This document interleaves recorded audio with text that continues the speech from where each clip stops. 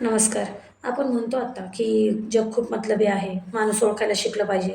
पण अडचण आहे, की ओळखायचं कसं? आजकालची मतलबी माणसं साखरेपेक्षा गोड बोलतात. इतकी परफेक्ट वागतात, की आपल्याला वाटतं हाच माझा खरा शुभचिंतक, हाच माझा खरा मित्र. पण सायकॉलॉजी सांगते बरं का, की ही माणसं तुमच्यावरती नाही तर तुमच्याकडे असलेल्या फायद्यावरती प्रेम करतात. आज आपण बघूयात या मतलबी लोकांपासून स्वतःला कसं वाचवायचं. सगळ्यात आधी तर आपल्याला ती ओळखावी लागते आणि ओळखण्यासाठी पहिली खूण आहे सिलेक्टिव्ह अवेलेबिलिटी. म्हणजे काय? ज्यावेळेस त्यांना तुमची गरज असते ना, ते जगाच्या पाठीवर कुठेही असले तरी तुम्हाला शोधून काढतील. पण जेव्हा तुम्हाला त्यांची गरज असते ना, तेव्हा मात्र त्यांच्याकडून कामाचा डोंगर उभा असतो. सायकॉलॉजीमध्ये याला ट्रान्झॅक्शनल रिलेशनशिप म्हणतात. म्हणजे जोपर्यंत व्यवहार आहे ना, तोपर्यंत गोडधोड विचारपूस आहे.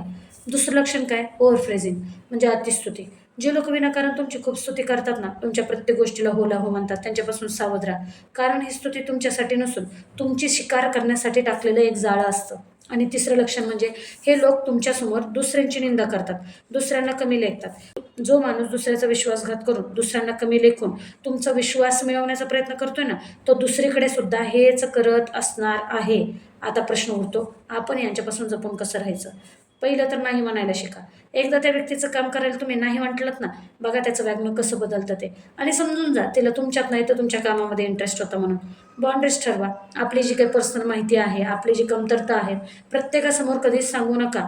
मतलबी माणसं या माहितीचा शस्त्र म्हणून वापर करतात, आपल्यावरतीच उलटतात. ओके, तर फायद्याची गुंतवणूक बंद करा.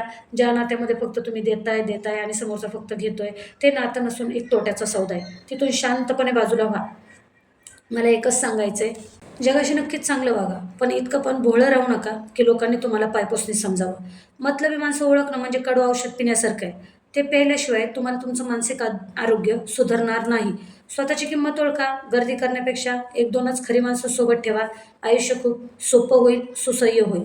विचार करून बघा आणि कमेंटमध्ये नक्की सांगा.